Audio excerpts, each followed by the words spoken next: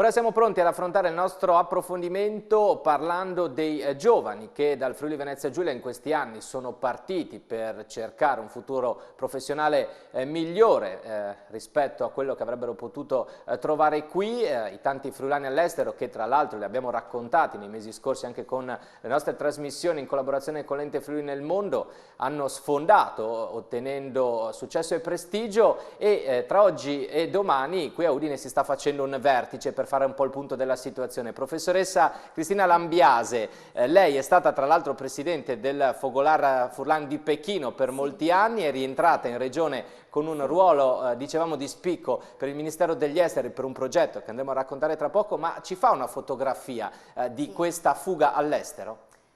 Una fuga all'estero che fra il 2009 e il 2021, anche in base agli ultimi dati del rapporto Migrantes, si situa soprattutto fra i giovani intorno alle 30.000 individui e si spostano soprattutto in Europa.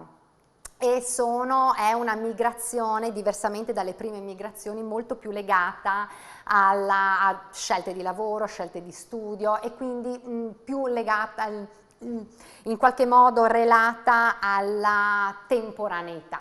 Ecco, queste sono delle caratteristiche, insomma.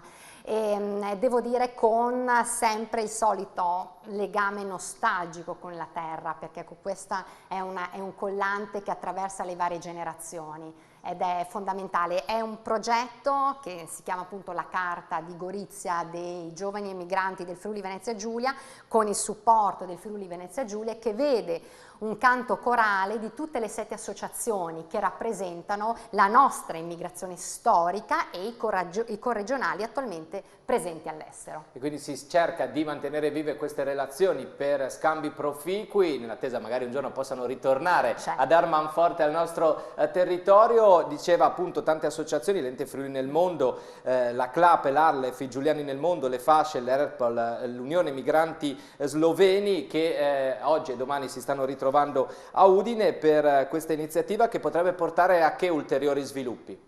Ma sicuramente è un'iniziativa sotto il coordinamento dell'Ente Friuli nel Mondo che può permettere ai giovani di mantenere sempre attivi i loro collegamenti con la terra di partenza, quindi creare ed alimentare opportunità di ritorno, nonché creare ed alimentare opportunità sul territorio nel quale si trovano, diventando ambasciatori del territorio, ambasciatori del Friuli Venezia Giulia, nonché ambasciatori, noi speriamo, del turismo delle radici. Lei, ricordavamo, è stata presente nel Fogolar Furlan di Pechino. Che cosa le è rimasto di quella esperienza lavorativa ma anche appunto istituzionale?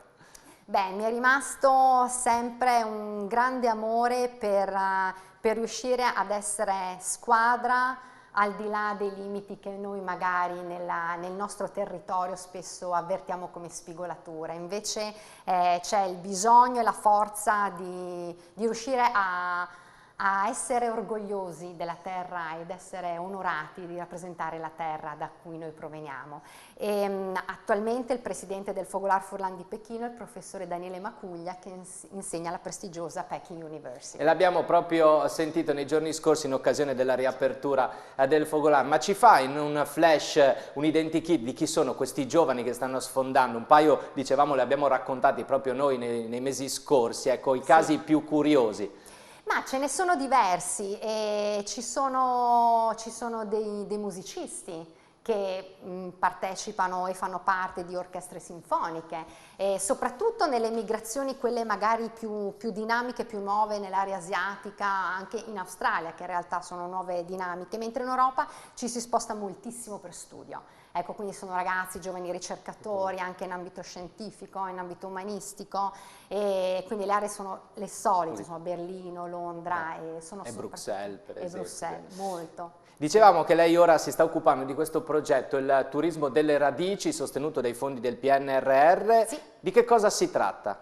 È un progetto meraviglioso, si chiama progetto PNR, Turismo delle Radici. Tra l'altro è stato presentato proprio questo mercoledì a Roma alla presenza di una vasta schiera di ministri. 5 ministri, perché questo progetto ha il supporto di 5 ministeri fondamentali, ha come amministrazione attuatrice il Ministero degli Affari Esteri e della Cooperazione Internazionale, su indicazione con un rapporto di collaborazione col Ministero della Cultura, per perché questo progetto rientra dentro la missione dell'attrattività dei borghi, e insieme al Ministero dell'Istruzione e del Merito, al Ministero della Cultura e al Ministero dell'Università e al Ministero del Turismo, quindi erano presenti tutti i singoli ministri in questo lancio di apertura del progetto PNRR Turismo delle Radici. In sostanza voi volete farvi promotori, insomma, delle esperienze per portare turisti in regione attraverso appunto lo scambio con tutto il resto del mondo. L'idea è di permettere la creazione di servizi turistici sul territorio per ciascuna regione. Noi siamo 16 coordinatori regionali che intercettino la domanda degli italodiscendenti, degli oriundi, le nuove generazioni che hanno bisogno di ritornare a ripercorrere, a ricostruire il proprio albero genealogico, creando una domanda a livello nazionale aggregata e strutturata. E sappiamo anche quanto siano orgogliosi dell'Udinese nei vari stati dove sono naturalmente cresciuti, hanno studiato e si sono formati. Vediamo magari di rafforzare anche questi rapporti. Abbiamo anche un paio di foto che ci erano arrivate per quanto riguarda proprio il programma dedicato con l'Ente Friuli nel Mondo ai friulani sparsi nel globo, e vedremo poi i prossimi passi. In bocca al lupo! Grazie.